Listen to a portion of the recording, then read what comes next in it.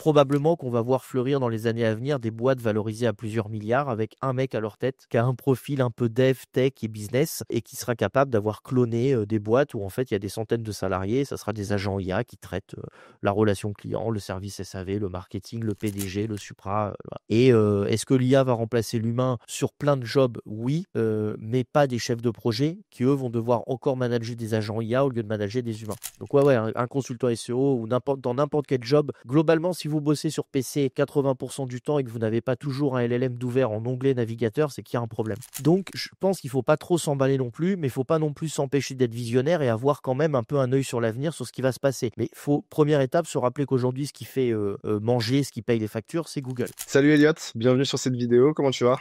Salut Flo, salut tout le monde. Bah, écoute, ça va très très bien. Merci pour l'invitation. Bah écoute, pas de souci, c'est un plaisir de t'avoir sur la chaîne. C'est la première fois, je pense, que tu passes sur la chaîne. Et justement, l'objectif de cette vidéo, c'est de parler un petit peu des évolutions du SEO, avec l'arrivée des LLM, avec l'arrivée de l'IA dans le SEO. Il y a pas mal de bouleversements, pas mal de personnes qui se posent des questions. On a toujours la fameuse question, est-ce que le SEO est mort? Donc le but, c'est un petit peu d'en parler. Je voulais justement en parler avec plutôt des personnes qui sont côté agence, consultants, qui bossent avec du client pour voir un petit peu comment ils adaptent leur stratégie globalement. Est-ce que potentiellement tu veux commencer par un petit peu te présenter, nous dire ce que tu fais? Bah ouais, avec plaisir. Donc Elliot, je fais du SEO depuis 17 ans, maintenant bientôt 18. Je suis passé un peu par tous les stades du e-commerce, de l'édition de site, de l'agence, du freelancing, du client. Voilà, là aujourd'hui, on est organisateur maintenant du plus grand événement SEO de France qui s'appelle le SEO Summit, qui a lieu le 14 octobre, donc là dans quelques semaines, le 14 octobre au Parc des Princes. Vous avez tout sur le site SEO Summit qui est expliqué. Globalement, c'est le plus grand événement SEO de France. On essaie de faire venir les plus grands experts et les meilleurs experts du moment sur plein de sujets, notamment le SEO, l'IA, les LLM. Ça va être un gros point que l'on va évoquer durant l'ensemble des conférences. Voilà, c'est une journée où il y a une quarantaine de conférences. Il y a un peu plus de 500 personnes qui vont venir. Donc, c'est the place to be si vous êtes dans l'environnement du SEO, de l'IA, du web marketing, de l'acquisition de trafic, pour vous tenir au courant des toutes dernières techniques, quoi. Et à côté de ça, je m'occupe aussi de l'outil. Je suis ambassadeur pour l'outil Yuda, où on a une nouvelle version qui sort très prochainement. Et je m'occupe un peu de pas mal de choses. Je fais de la formation. Voilà, on a pas mal de formats. Et je suis toujours un peu éditeur de site à côté, où j'ai mon petit réseau et je vends sur les plateformes tranquillou.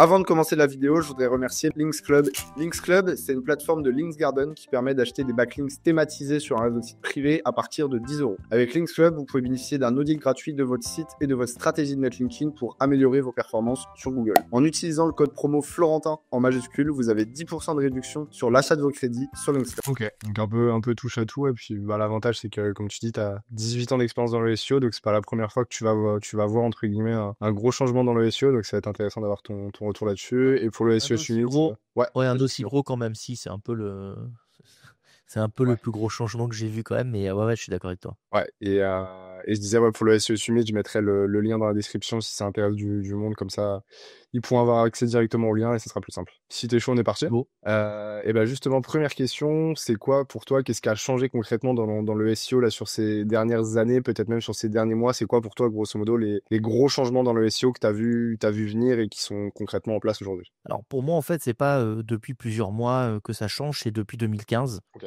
où progressivement on migre vers le vrai SEO, le search everywhere, et de dire en fait c'est du SEO, search engine optimisation, sauf qu'en fait les engines, c'est des moteurs de recherche. On a souvent parlé de Google, mais il n'y a pas que Google. Et si tu veux, c'est pas nouveau que depuis 2015, il y a plein de moteurs de recherche. Il y a eu YouTube, après il y a eu Instagram, après il y a eu TikTok. Maintenant les moteurs de recherche, c'est même du Booking, du Airbnb.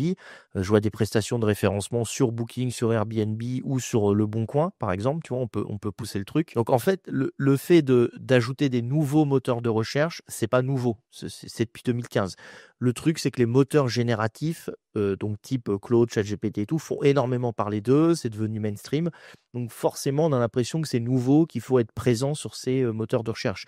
Alors qu'en fait, on dit depuis 2015 d'être présent partout où tu as la cible. On parle aussi de parasite SEO, donc c'est pas du parasite SEO, c'est du parasite. Il y a une vidéo d'ailleurs de Maxime de Rocket Links avec Romain Pirotte qui est très très bien sur ce sujet-là. Évidemment, quand tu as un client qui était deuxième, troisième et que le premier c'était c'était Amazon et eBay, ou Amazon et ses discounts, bah, tu dis quoi à ton client? Tu dis, on va essayer de passer devant, mais factuellement, mettez-vous revendeur sur la marketplace et soyez présent sur la marketplace. Et là, on va faire du SEO sur Amazon et sur Cdiscount pour regarder comment on peut faire en sorte que votre offre soit première. Et il se trouve que du SEO sur Amazon, c'est le SEO le plus simple du monde. C'est que le SEO sur YouTube, c'est hyper simple et personne n'en parle. Donc, pour pas trop m'éloigner du sujet, c'est pas nouveau ce qui arrive, c'est la continuité de ce qui se passait, sauf que ça s'est accéléré de plusieurs années en quelques jours, voire quelques semaines, tu vois. C'est ça vraiment le gros changement, le gros paradigme. Mais il faut pas oublier un truc non plus. Là, on est début juillet, à l'heure où on enregistre ça, le podcast. Les IA Overview ne sont pas encore arrivés sur Google. On ne sait pas vraiment si ça va arriver. Ça s'appelait GE avant, ça s'appelle IA Overview ou le résumé par IA pour les expressions qu'on a vues au Canada et tout. Donc, je pense qu'il ne faut pas trop s'emballer non plus, mais il ne faut pas non plus s'empêcher d'être visionnaire et avoir quand même un peu un œil sur l'avenir, sur ce qui va se passer. Mais il faut, première étape, se rappeler qu'aujourd'hui, ce qui fait manger, ce qui paye les factures, c'est Google. Donc c'est Google c'est le SEO classique qui te ramène encore à manger. Donc, il ne faut surtout pas cracher dessus et l'oublier. Et il faut préparer un coup d'avance avec les LLM, les moteurs génératifs et tout, et commencer à se poser la question. Demain, est-ce que le contenu informationnel a encore de la valeur? Est-ce qu'il faut encore que je produise des contenus type cocon sémantique? Est-ce qu'il faut que j'aille faire autre chose que du contenu HTML, comme de la vidéo, de la photo? Tu vois, c'est ça vraiment le gros pas, à mon avis, qui change. Ouais, j'avais cette conversation-là exactement, tu vois, avec Léo hier, où je tournais à peu près la même vidéo. Et en fait, il me disait que ses clients étaient tous, enfin, la hype du moment était clairement sur je vais être positionné sur ChatGPT, sur Perplexity, sur tous les LLM. La vérité, c'est qu'aujourd'hui, en termes de part de trafic, ça ramène quasiment rien, mais dans le sens où on ne sait pas ce que ça va représenter à l'avenir, et t'as clairement si ton concurrent y va, t'es quasiment obligé d'y aller pour pas prendre un train de retard parce que peut-être que c'est l'avenir et on sait pas, quoi. Ouais, complètement. C'est sûr que c'est l'avenir. Sous quelle forme, on ne sait pas encore trop. Et il y a un truc qui est hyper intéressant dans ce que tu dis, c'est que les KPI, les indices à regarder, ne sont pas les mêmes de chaque côté. C'est-à-dire que sur Google, on regardait peut-être le trafic généré par le moteur. Sur un LLM, c'est plus du tout le trafic. Ça va certainement être un peu du côté branding, si tu veux, du médiamétrie, quoi. Le pourcentage de citations, le pourcentage de voix et de paroles que tu as sur ce canal. Et surtout le chiffre d'affaires que ça va générer. Et en même temps, aujourd'hui, les chiffres, ils sont complètement biaisés parce que si on regarde factuellement les parts de marché, Google a encore 90%, alors 89% parce que la grande ligne, c'est qu'il est passé sous les 90. Oui, mais bon, 89 versus 11%, moi je vais chez les 89. Hein. Alors, ok, c'est la plus grosse perte, nanana, donc c'est toujours le plus inquiétant. Tu sais, quand ça chute, c'est là que tu te dis, ouais, c'est fabuleux, c'est mort, c'est ceci, c'est cela. Et le temps passé sur ChatGPT est forcément beaucoup plus court que le temps passé sur Google, tu vois, ou inversement selon les requêtes. Mais on va dire que tu poses ta question et tu te barres. Google, tu cliques, tu reviens, tu cliques, tu reviens, et ainsi de suite. Et donc, on compare des temps passés. Mais les temps passés ne sont pas le temps pris à l'un ou à l'autre. Donc, c'est-à-dire que le temps que les internautes passent sur ChatGPT, il n'est pas volé à Google. Il est peut-être volé à Netflix, à du temps social, à du sommeil, mais il est à autre chose dans la période de la journée, tu vois. Et un autre truc, c'est que aujourd'hui, il y a un peu l'effet miroir et puis l'effet syndrome brillant, quoi, objet brillant. Donc, tu te dis, waouh, c'est magnifique, il faut que j'aille demander à... Moi, j'ai un copain qui l'appelle Merde GPT, tu vois. Ça sort que des bêtises, que des erreurs. Tu lui demandes les registres rares, ça te sort les pires. Tu lui demandes des choses un peu pointues, il te sort les pires trucs parce qu'il te remâche ce qui a été fait par les comparateurs en ligne. Mais les comparateurs en ligne sont des comparateurs, ils vendent de la visibilité, ils vendent le fait d'être premier. Les marques comme LWS, O2 Switch, Planet Hoster et tout connaissent bien.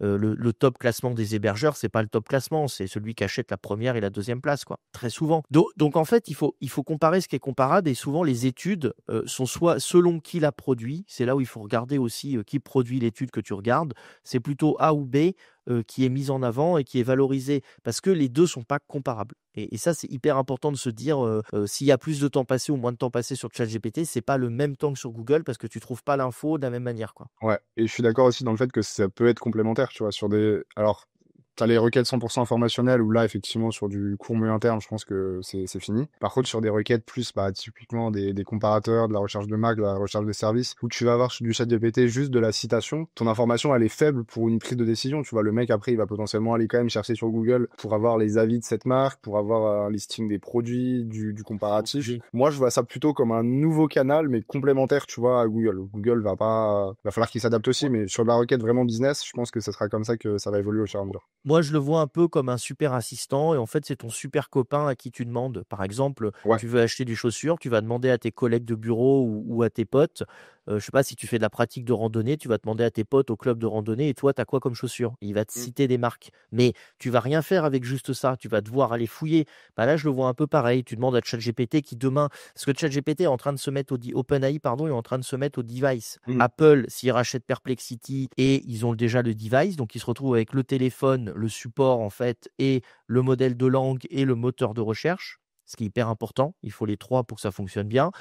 Android, c'est Google, ils ont Gemini, ils ont les The Overview, ils ont un peu tout, ils ont le moteur de recherche, ils ont les crawlers et tout. Donc eux aussi sont autonomes. Mais en fait, OpenAI se retrouve pas autonome. Donc il n'a pas le moteur de recherche puisque Google lui a refusé les accords. On voit que la data chez Bing, elle est un peu pourrie parce qu'il est obligé de s'orienter vers la data de chez Google. C'est la dernière étude d'Alexis Rico qui est sortie ce week, qui est sortie il y a hier ou avant-hier, je crois. Mmh. Et en fait, ils vont chercher un device. Donc, ça sera un boîtier, ça sera un type Alexa, ça sera un portable. Je ne sais pas ce que c'est, mais il faudra un device pour porter ça. Et ça deviendra un peu ton super assistant, ton super copain à qui tu poses plein de questions. Et c'est exactement ce que tu dis. Tu feras rien de ce qu'il te donne. Il te dira, Ouais, ouais, c'était bien la marque A, B ou C. Maintenant, on va faire du Trustpilot, va chercher sur le c'est site, va ça. lire les avis, les trucs, quoi. La prise de décision finale, je pense qu'elle sera toujours sur Google. Ce sera juste de l'assistant. Mais tu l'as déjà vu sur les réseaux sociaux, le schéma de dire ce que tu penses que le client fait, il va du point A au point B pour acheter. Et en réalité, ce qu'il fait, c'est plein de Ouais. zigouigouis dans tous les sens. Et il fait. Mais en fait, c'est le chemin d'achat qui va encore plus être complexifié, quoi. Ouais, ça va rajouter des étapes dans le chemin. Et du coup, tu vois ça d'un point de vue plutôt, pas forcément du côté éditeur, mais d'un point de vue SEO, plutôt agence, consultant et tout. L'arrivée justement des LLM et de l'IA, tu vois ça comme une opportunité ou tu vois quand même ça comme quelque chose qui va fortement impacter nos stratégies, nos résultats et ce qu'on pouvait faire avant, quoi, tout simplement. En fait, j'ai retourné la question, c'est sur quoi j'ai de l'impact et sur quoi je peux agir. Je ne peux pas agir sur l'IA, sur son développement, sur l'avancement, sur l'adoption qu'ont les gens avec. Donc, je me pose pas la question, c'est forcément une opportunité parce que j'ai pas le choix. Tu vois, nous, on a été les premiers à se faire shooter le jour de la sortie de ChatGPT puisqu'on a perdu très exactement 97 ou 98% de notre chiffre d'affaires en une journée. Ok. On avait Content Rank, qu'on a toujours, qui est une plateforme de rédaction de contenu. On faisait bosser à peu près 700 freelances à travers le monde, Madagascar, Bénin, Canada et Co. Et du jour au lendemain, on vendait à des éditeurs, mais aussi à des entreprises. C'est souvent le reproche qu'on me dit, oui, mais tu vendais qu'aux éditeurs, c'était évident, on l'avait tous vu venir, blablabla. Personne n'avait rien vu venir du tout. Les clients qu'on avait, qui étaient autant des marques que des éditeurs, du jour au lendemain, se sont dit, on va sur ChatGPT acheter du contenu. On a vu que ça a flingué des sites, on a vu que ça a été mal utilisé, plein d'erreurs, mais le jour, factuellement, les clients ont choisi, et le client a Hmm. toujours raison, ils ont choisi de dire, on va sur ChatGPT, on va créer notre contenu gratuitement. Maintenant, ça a complètement évolué, mais à cette époque-là, on a vécu quand même des sales époques, parce que paradoxalement à ça, j'avais aussi mes freelances qui m'écrivaient des mails tous les jours avec des photos de leur famille en disant Ouais. chef, on crève la dalle, tu m'as envoyé 500 $ depuis plusieurs années, tu m'as envoyé des 500 $ par mois ou des 600 $, c'était génial. Là, aujourd'hui, j'ai plus une commande, j'ai plus rien, qu'est-ce qui se passe, tu vois? Est-ce Hmm. qu'on s'est fait ban? Est-ce que j'ai mal travaillé? Est-ce que machin? Donc, manuellement répondre à chaque personne avec l'historique qu'on avait et tout, en fait, ça m'a flingué le moral. J'ai tout coupé, j'ai supprimé les boîtes mail, on n'a plus répondu à personne parce que je recevais des photos de gens qui crevaient la dalle et tout, et ça m'a. Et en fait, à ce moment-là, j'étais quand même dans une démarche où je me suis dit oui, mais si on prend la parole que l'IA a pillé les contenus du web, a fait du vol de propriété intellectuelle, tout ça, les gens vont le voir, ils vont stopper l'usage de l'IA. En fait, n'importe quoi, les gens ont foncé dedans. Tout le monde a vendu des contenus générés par IA à 1 €. Tu vis pas avec des choses à 1 €. Tu fais pas plusieurs millions de chiffres d'affaires en vendant des Hmm. choses à 1 bal. Ça marche pas comme ça, à moins d'être une énorme structure et il n'y avait pas un marché dans le SEO à cette hauteur-là. Bref, il s'est passé plein de choses et plein de décisions sur lesquelles j'avais pas la main et j'ai bossé beaucoup pour moi, j'ai pris des coachings, des trucs comme ça. Et en fait, la finalité, c'est que ça sert à rien d'hurler après l'IA. Intellectuellement, ça n'empêche pas de bien comprendre que OpenAI a pillé le web. OpenAI, sous couvert de la recherche et développement, de la R&D, OpenAI a volé le contenu à tout le monde et qu'aujourd'hui, ils te le revendent par abonnement. Voilà. Et qu'aujourd'hui, tout le monde donne à dispo l'IA gratuit pour que les gens deviennent encore plus teubés et qu'ils aient ChatGPT dans leur poche. Et un jour, il faudra payer un abonnement parce qu'aujourd'hui, ChatGPT est gratuit, mais ça ne durera pas des lustres. Tu vois. Il n'y a pas que le B2B qui peut payer pour ChatGPT, à mon sens, et c'est d'ailleurs un truc qui fera évoluer l'IA quand le modèle économique sera vraiment trouvé. Mais du coup, en fait, je vois les trucs complètement différemment. C'est est-ce que je peux choisir ou pas? Est-ce que ça sert à quelque chose de dire ouais, mais les rédacteurs web, c'est parce que on a engraissé l'IA avec tous les contenus rédigés par des humains qu'aujourd'hui il s'est rédigé. Bah, évidemment que c'est vrai. Évidemment qu'ils n'avaient pas le droit de voler tous les contenus. Ils l'ont fait quand même et personne ne peut rien faire. Donc c'est pas un discours fataliste, c'est un discours de dire ça ne peut être qu'une opportunité, il faut s'en occuper. Ça, c'est mon premier point un peu humaniste versus business, tu vois, où on n'a pas le choix.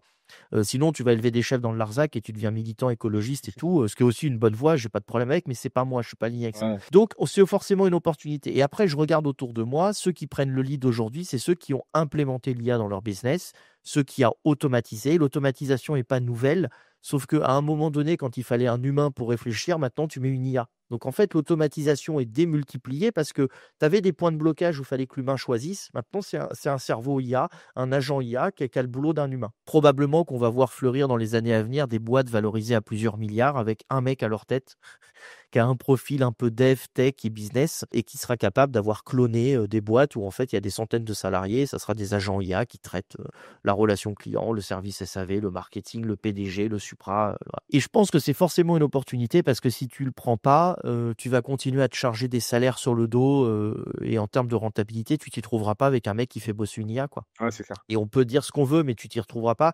Et en réalité, moi, je trouve quand même que l'IA est bien meilleure que certains humains sur plein de tâches. Alors, je discutais encore avec un traducteur hier sur LinkedIn qui m'expliquait que non et qui donnait un exemple très précis sur Empty où il disait, bah, l'appartement est vide. C'est mieux quand même de dire l'appartement est, je sais plus quel était le terme, le verre est vide, mais c'est pas la rue est vide, c'est la rue est délaissé, il y a moins de monde dans la rue, ou tu vois, un truc comme ça, et pas, et l'appartement est, je sais plus les termes, mais vide, s'appropriait pas, il fallait mettre un autre terme, Ok. qui était plus évolué. Dans plein de cas comme ça, c'est une question d'entraînement. C'est-à-dire que si on entraîne le modèle de langue précisément sur de la traduction, donc, je crois que de toute façon, les modèles vont s'ultra spécialiser pour répondre. C'est déjà ce qu'essaye de faire Anthropic et c'est très intelligent sur l'industrie, sur le médical, sur la traduction anglaise, sur la traduction d'une langue. Donc, ça va se développer. Mais pour moi, c'est une opportunité. Les agences SEO demain vont devenir un peu des agences d'automatisation un peu plus globales pour le trafic. Et je pense qu'elles automatiseront plein de tâches. Et est-ce que l'IA va remplacer l'humain sur plein de jobs? Oui, mais pas des chefs de projet qui, eux, vont devoir encore manager des agents IA au lieu de manager des humains.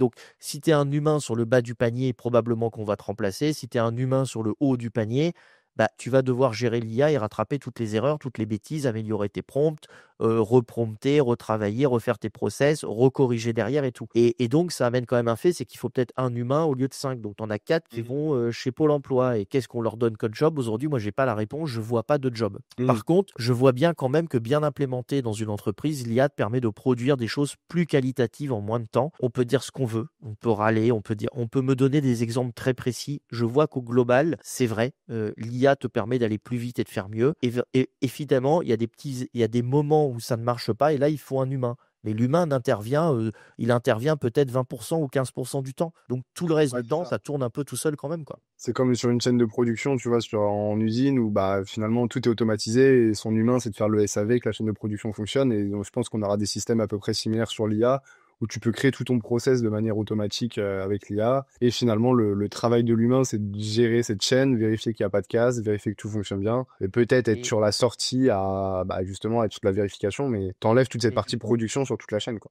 t'as plus besoin de l'humain lambda qui revisse, qui visse, tu Exactement. vois, tu as besoin de l'humain lambda qui prend des décisions. Pourquoi est-ce que c'est mal sorti? Quel est le problème? Où est-ce que je dois intervenir? Qu'est-ce que je dois faire? Donc, tu as besoin d'un humain qui sera augmenté parce qu'il sera aidé par l'IA, mais tu as besoin aussi d'un humain plus intelligent que la norme. Donc, t'as pas, c'est un peu dégueulasse à dire, mais tu n'as plus besoin du premier socle qui sont un peu les travailleurs, les producteurs d'énergie, tout ça. Tu as besoin de gens qui vont réfléchir. Et dans la hauteur, hein. C'est-à-dire que les cols blancs, ils peuvent dire, ouais, on ne sera pas impacté. Tu as quand même un paquet de cols blancs empilés les uns sur les autres. Bah, tu as peut-être besoin que du dernier niveau. Tu vois, tous les niveaux d'en dessous, ils peuvent être. Mais il faudra des gens qui soient capables d'agir sur l'ensemble de la chaîne au bon moment, rapidement, de prendre des décisions et tout, parce que sinon, ils peuvent pas intervenir sur la totalité du process, quoi. Et moi, je crois en ça. C'est encore un peu pas nouveau. Dans nos milieux, on est quand même vachement avancé. On est des early Ouais. adopters et tout. Mais moi, je le vois vraiment comme ça. Après, je ne te cache pas que je suis quand même un petit peu inquiet sur les emplois. De se dire, à un moment donné, il faudra occuper les gens, quoi. Et moi, je ne crois pas du tout au SMIC universel. Revenir à du communisme primaire, j'y crois pas du tout, tu vois. Ouais, non, c'est clair que nous, je pense on est déjà bien intégré dans le système. On est déjà, depuis la sortie de l'IA, je pense que toute la sphère SEO est quand même, fait quand même pas mal de veille, essaie d'intégrer déjà directement tout ça dans leur process. Donc, je pense qu'on est quand même un type de personne bien avancé sur ce Ouais. secteur-là par rapport à des secteurs ou alors qu'ils en auraient besoin, mais tu vois, dans l'industrie, dans les secteurs de l'avocat où, par exemple, tu es sur de l'analyse d'énormément de data où l'IA peut très bien le faire à la place de l'humain, par exemple. Je pense qu'on a beaucoup d'avance et effectivement, toi, aujourd'hui, un SEO pour toi qui n'utilise pas l'IA, concrètement, il est mort. Ah ben complètement. Ok. Il est mort et plus ça avance, plus à un moment donné, son retard va être difficilement récupérable. Alors, il y a un truc qui nous sauve quand même, c'est qu'il y a beaucoup de bruit autour de l'IA avec plein d'outils qui sortent. Et en réalité, il y en a plein qui servent à rien. Ouais. Donc, ça veut dire que même si tu arrives un peu après la bataille, mais que tu te fais accompagner ou que tu vas direct aux bons outils, bah, en fait, parce qu'on y passe beaucoup de temps, mais on perd beaucoup de temps aussi à Ouais. tester des choses qui ne valent pas le coup. Donc, même si tu arrives après la bataille, bah, tu auras toujours des gens, ou même toi, en fouillant à droite à gauche, YouTube, machin, tu vas te former et tu vas aller direct droit au but. Donc, en réalité, c'est encore récupérable. Faut pas du tout se dire c'est mort.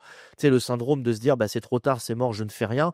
Non, non, il faut s'y mettre tout de suite. Mais plus on avance, plus ça va être compliqué de récupérer son retard. Et c'est pas je veux dire, c'est comme Excel, quoi. T'as le cahier et t'as Excel. Celui qui se dit non, moi je veux encore calculer avec mon cahier à écrire. Non, tu prends un tableur, toutes les formules, Ouais. toutes les compiles, tous les trucs. Donc la discussion pour moi, elle est exactement là. Et je pense qu'il faut sortir un peu de on n'est pas on n'est pas des philosophes, on n'est pas des humanistes, on est là pour faire du business et il y a des trucs qui sont pas normaux. Tu vois, il y a seulement les procès contre Midjourney qui commencent à arriver. Ça fait pas beaucoup de bruit, personne n'en parle parce que c'est pas sexy, ça intéresse personne. Tu vois, Ouais. c'est plus sexy de dire regardez, je lui ai demandé de faire ça, il me sort dans le même style que Da Vinci ou que tel truc. Ah, c'est magnifique, c'est beau, tu vois, tout le monde like. Ah Tu ouais. dis ouais, c'est pas là, tu passes pour le méchant canard.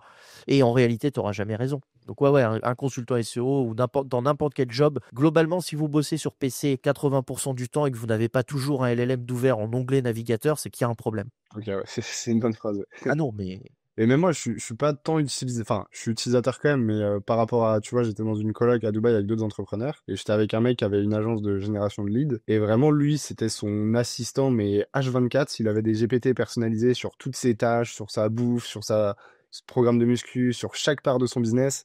Il passait sa journée, en fait, à parler à ChatGPT, rien que ce soit pour organiser son agenda, pour toutes les prises de décision importantes et sur ces GPT personnalisés à chaque fois. Et même moi, ça m'a donné envie d'avoir un truc aussi optimisé que lui parce que finalement, il avait toujours son assistant sur la prise de décision qui était importante. Il avait toujours un point de vue externe qui était intéressant et il enlevait pas mal de charge mentale sur des trucs bêtes sur lesquels, bah, finalement, ChatGPT, vu qu'au fur et à mesure, tu lui envoies de la data sur ce dont tu as besoin, ça a un GPT personnalisé, etc. Donc, en fait, il te donne des décisions à chaque fois qui sont super pertinentes. Il t'apporte plein d'idées et je vais te donner un exemple tout bête. Bon, pour plein de raisons, j'ai pas d'empathie. C'est-à-dire que j'ai beaucoup de mal à quelqu'un qui vient me présenter un problème pour du SAV. J'arrive pas à me mettre à sa place, à me dire il faut que je l'aide et tout. Je le vois comme une charge mentale de plus et un problème. Ok. Je résous son truc parce que tu es obligé de faire du SAV. Voilà, je te prends l'exemple de Yuda. Ça a été très compliqué de redresser la barre. Michael a super bien géré la situation. Il fallait un numéro 2 pour gérer le SAV et essayer que ça se passe bien. Je suis pas du tout fait pour du SAV. Il faut pas que j'en fasse. Mais là, la situation m'a obligé à en faire. Et c'est très bien. Je suis OK avec ça. Je n'arrive pas à écrire un mail avec une empathie. J'y arrive pas. C'est comme ça. J'écris ce que je veux dire en vocal ou Ouais. j'écris ou en vocal. Je dis voilà, reformule avec un ton bienveillant, poli, en y mettant maximum d'empathie. Il me fait un truc nickel. Ouais. De la hauteur du niveau d'un service client fabuleux. Et je ne dialogue qu'avec le client comme ça. Parce que si j'écris moi, je véhicule mon énergie de dire tu m'as apporté un problème, tu aurais pu chercher par toi-même, est-ce que je ne suis pas fait pour le SAV et c'est un truc spécial. Et voilà, bah, rien que ça, déjà, je mettais des fois 1 heure à rédiger un mail pour y ajouter un ton poli. De fou. Et je demandais à 3 personnes et on passait 3 personnes 1/2 heure devant le PC. T'imagines le coût de l'email. Ouais, Le c'est coût clair. de l'email. Là, je le mets à ChatGPT en 1 minute. Il m'a sorti le truc merveilleusement bien. Ouais. Voilà, parfait. Non, puis même juste le fait tu donnes le mail de base, tu fais ton vocal, tu dis le type de réponse que tu veux, et ça prend littéralement, sur tes premiers prompts, effectivement, tu vas pas avoir le meilleur mail possible, mais à partir du moment où tu l'entraînes un peu, tu sais que tu lui fais confiance, et clairement, la réponse, Et c'est là, juste un copier-coller, quoi. Et là, je te fais le mode vraiment basique, mais j'ai pas Ouais, créé un GPT où je lui ai mis la doc. Alors moi, je l'ai fait c'est par ça, on ouais. l'a fait nous avec Claude et un N8N, mais tu lui mets la documentation de ton outil, tu lui donnes des exemples de Mm. réponses que tu as déjà faites ou des réponses que tu as copiées chez un autre. Tu lui mets tout ça et tu dis, bah moi, je voudrais le même SAV extraordinaire. Tu peux le même faire réfléchir en amont en disant, voilà ce que je vends, voilà les types de clients, voilà les problèmes récurrents, comment est-ce que je peux faire pour avoir un SAV extraordinaire Mm.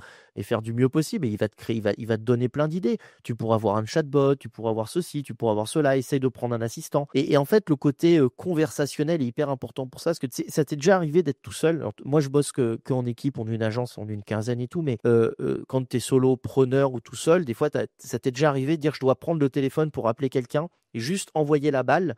Il te pose des questions ou il te fait des réponses qui t'aident dans ta réflexion. Bah là, en fait, tu n'as plus besoin de personne, c'est ton chat GPT en face. Tu Mm. lui as donné un peu de data, tu peux lui raconter ta vie en vocal et tu lui mets dans un GPT ou dans Claude, tu crées un projet. Moi, je préfère Claude, mais c'est des. Voilà, parce que je rédige beaucoup avec. Et donc, je lui ai raconté un peu ma vie, mes trucs, ce que je voulais, ce que je ne voulais plus qu'il se passe, les relations avec les autres, machin. Et en fait, je pose des fois des questions. Il m'explique, bah, pour pas que tu te retrouves encore dans telle situation, pense plutôt à ça et ça. Rappelle-toi, il y a vu ça, tu veux plus le faire, propose ça. Et je lui repose des questions, mais c'est à n'importe quelle heure de la journée, de la nuit, n'importe quand. En 4 minutes, le mec est C'est dispo ça. tout le temps. Tu as un super C'est pote et un fou. super assistant dispo H24. Faut pas s'en priver. Tu vois, ça me fait un peu penser au mec qui dit, ouais, maintenant j'ai une équipe qui bosse pour moi, je pourrais m'arrêter de bosser, mais je vais encore avoir les mal aux mains à la fin de la journée. C'est complètement con. Mm. Tu vois. Non, non, c'est clair, c'est franchement si tu l'adoptes pas, tu loupes quelque chose et c'est en fait je pense qu'il y a aussi beaucoup de gens qui se rendent pas compte encore de la puissance de l'IA et ce qu'elle peut faire, tu vois. Et c'est en voyant des exemples comme ça que tu dis que bah tu peux faire des trucs de fou avec. Mon associé Alex, il a un problème, tu sais, c'est le syndrome de l'expert où il a l'impression que tout le monde est expert. Donc, il me montre comment installer MVP sur Claude. Pop, pop, pop, pop, pop, ça y est, c'est fait. Il dit, mais c'est bon, c'est mort, tout le monde sait faire. Je dis, non, là, ton truc, là, d'installer de tes lignes de code, tes trucs en console et tout, personne sait faire. Moi, je comprends rien, j'ai pas envie de faire ça, ça m'emmerde ton truc. Ouais. Et du coup, en fait, on s'aperçoit, il y a plein de gens qui sont à des milliers d'années de ce qu'on fait, et très, très, très éloignés. Donc, tu vois, on m'a demandé d'intervenir pour une formation dans une entreprise, c'est utiliser ChatGPT. Ouais. J'avais préparé plein de trucs en mode avancé. En fait, on a passé une journée de base à comment on structure un prompt, comment on demande, comment son dataset a été fourni, pourquoi des fois il appelle le web, pourquoi est-ce qu'il faut cocher image, web, machin. Et les mecs, je leur ai changé leur vie. Il y a un community manager dedans alors qui n'est pas officiellement community manager, mais qui fait une assistante qui fait un peu de com pour les images, les infographies et ce qu'elle doit poster sur LinkedIn. Je lui ai passé des heures sur Canva à cliquer sur des trucs où elle ne savait pas faire. Là je lui ai dit, il faut juste que tu structures ta pensée, que tu lui demandes comment trouver l'idée, donne-lui des exemples de posts d'autres, demande-lui ce que tu peux faire. Une fois que tu as structuré avec un premier prompt ce que tu veux, tu le balances dans un chat GPT qui va te générer l'image. Et tu prends des outils comme Mammouth pour quelques dollars par mois, tu as accès à plein de modèles de langue. Donc tu peux faire autant de l'image que du texte que du machin. Tu es limité certes parce que tu ne payes que 10 dollars, mais tu as une polyvalence pour 10 dollars. Voilà, et 10 dollars, mais on parlait tout à l'heure de l'humain qui doit intervenir et tout. L'humain est quand même paresseux parce que avant, tu rédigeais un contenu SEO en plus d'une heure pour 6 à 800 mots. Là maintenant, on te donne 1000 mots à relire en 1 minute et tu veux encore pas passer 15 minutes pour les relire et les corriger. C'est quand même fabuleux. Alors qu'avant, on était à 1 heure. On a déjà divisé par 5, ça va encore pas. Il faut Mm. publier de la daube sur le web parce qu'on veut pas relire et passer 5 ou 10 minutes à relire. Donc en fait, c'est exactement ça. 10 dollars, c'est rien pour une entreprise. C'est que dalle en coût par rapport à ce que ça t'amène et au temps que tu fais gagner à tes salariés, c'est que dalle. Ah non, c'est clair. C'est clair que ça va très vite dans ce sens-là. Ouais. Si on revient du côté un petit peu SEO, tu penses justement que ça va être quel type de site qui vont être impactés en premier justement par tout ce qui va être overview, par tout ce qui va être grosso modo adoption de l'IA, etc. Ça va être quoi? Ça va être plutôt du e-com, du site média, les Ouais. éditeurs, ça va être quoi? Alors, paradoxalement, je pense que c'est plutôt les e-com. Alors, c'est un peu Ok. contre-intuitif, on aurait pu dire l'inverse, mais je peux me tromper, hein. Là, je fais des trucs de Madame Irma, hein. J'ai pas de copain chez OpenAI ou je sais pas quoi, mais je vois bien OpenAI se mettre à la place des marketplaces type Amazon et de dire demain, vous me donnez un flux, tu vois, genre un chat GPT Merchant Center, quoi, un chat GPT shopping. vous me donnez des flux ou vous me l'envoyez par API et je propose vos produits dans un flux et quand un internaute veut acheter, il connecte son compte PayPal, ils ont déjà un accord avec PayPal, ils auront demain certainement un accord avec Stripe, Molly ou je ne sais quel processeur de paiement et de dire je veux acheter, ok, t'achètes, ChatGPT c'est ton assistant, il connaît ton adresse, il sait où est-ce que tu veux te faire livrer, potentiellement il connaît l'adresse de ton hôtel si tu es à distance parce que tu es en balade à Dubaï, il sait dans quel coloc tu es, si le produit sera livré dans un mois, il sait peut-être que dans un mois tu seras ailleurs, bref, il a toutes les infos pour être un assistant et te gérer la livraison de ton produit et payer parce qu'il a accès à ton portefeuille. Et en fait, ce genre de OpenAI Merchant Center ou ChatGPT Merchant Center, on l'appelle comme on veut, ou Shopping Flux, te permettrait en fait d'avoir un CPC, donc de pouvoir vendre de l'ADS et d'avoir des données sur des mots-clés. Donc ça créerait par la même occasion un modèle chez OpenAI qui est un modèle économique de rentabilité. Et donc, potentiellement, on aurait des volumes de recherche, on en saurait un peu plus sur les données conversationnelles. Donc, tu vois, ça débloquerait ce truc mécaniquement plein de choses qui font qu'on saurait aussi peut-être avec une Search Console OpenAI. Tu vois, hier, je recevais Fred Gessécou sur mon live qui disait, bah moi, je mets Yandex, Bing et Google Search Console sur tous mes sites. C'est un éditeur de site, il fait plein de tests, il met les 3. Bah demain, on peut imaginer avoir un Claude Search Console, un OpenAI Search Console, un DeepSeek, je sais pas quoi, et qu'on ait des datas en direct de leur part. Et ces datas-là, ils pourraient nous les donner parce que tu ne payes pas de l'AD si tu n'as pas un CPC, tu n'as pas un nombre d'impressions, tu connais pas un volume. Si tu n'as pas de KPI chiffré factuel, tu ne payes pas de pub. Donc tu vois, je pense que les e-commerçants vont être les premiers. Après, est-ce que vraiment tout le monde va se jeter sur l'usage du truc? Est-ce que tout le monde va donner accès à son compte PayPal? Je vous rappelle les dingueries qu'il y a eu avec Amazon. Quand tu ouvrais ton Alexa avec Amazon, il y a un mec qui a hacké le truc quand même. Il disait dans une pub, c'est une pub Spotify, je crois, ou une pub YouTube, je ne sais plus exactement. Il disait OK Alexa, commande tel produit, machin. Donc tous ceux qui avaient leur CB, Alexa, il disait OK, j'ai commandé tel produit pour telle valeur. Vous serez livré demain. Tu vois? Et en fait, le gars, il a fait la pub pour que tu commandes son propre produit. Donc, YouTube l'a bloqué, Amazon a rectifié le problème, mais pendant quelques jours, ou quelques semaines, je ne sais plus, ça fonctionnait. Donc, ce qui veut quand même dire qu'il y a des problèmes à donner ta CB. Donc, tout le monde ne va pas se projeter sur le truc, mais à 5 ans ou à 3 ans, c'est assez dur de faire des projections. Tu peux te dire que le e-commerce sera comme ça. Donc, les e-com ne sont pas morts à court terme, mais je pense que ça va leur changer leur manière quand même de vendre. Et en fait, quand tu discutes avec plein d'e-commerçants, ils sont super contents d'être sur des marketplaces parce que sans marketing excessif, ils arrivent à vendre. Ouais, c'est ça. Alors que s'ils lancent leur propre site, il faut être vu dans Google. Maintenant, pour être vu dans Google, il faut des réseaux sociaux, il faut tout un tas d'autres écosystèmes que juste ça. Donc, je pense que c'est le e-com qui va être impacté en premier, mais c'est pas des choses nouveaux pour eux. Gérer des flux, envoyer des API et tout, c'est pas nouveau. Finalement, c'est juste de l'évolution et ça va être des nouveaux flux qu'ils vont devoir gérer, quoi. En 5 minutes, genre j'exagère, mais en quelques jours, il y aura MCP, Shopify versus OpenAI ou ChatGPT Merchant Center. Il y aura un module développé par Shopify. Tu connecteras tes produits en 2 minutes, ça gérera en auto ton flux. Tu repayeras encore 5 ou 10 dollars par mois, mais ça sera réglé, tu auras ton truc en auto. Voilà, bah pourquoi pas. Et je pense qu'en fait, les sites des éditeurs de sites, si tout se passe comme je pense que ça va se passer, ça va migrer vers des éditeurs des citeurs, des personnes qui font de l'allusion, qui font de la citation, et au lieu de vendre du backlink, ils vont te vendre du contenu éditorial. Ce qui va changer un peu le métier parce que les gens vont redevenir, tu vois, je discutais avec Valérian de Clickbuster, qui est un très très gros éditeur, là, qui a un sacré réseau et qui est un mec qui a une expertise sur le sujet assez fabuleuse. Et en fait, il m'expliquait son métier d'avant, c'était journaliste. Ils avaient des vrais médias journalistiques. C'est-à-dire qu'il allait vraiment au festival de Cannes, au festival de tel truc, interviewer la star, poser des questions et tout. Il préparait son interview avant. Sa femme, Aliette, bossait chez un gros média avant. Et en fait, je me dis que le boulot va peut-être revenir là-dessus. Les éditeurs de sites vont peut-être revenir. C'est un peu ce que faisaient certains déjà, tu sais, avec des sites Discover Geek ou des sites Discover Foot. Je pense à Daido avec son truc de foot. Il avait des vrais pigistes qui rédigeaient sur du foot.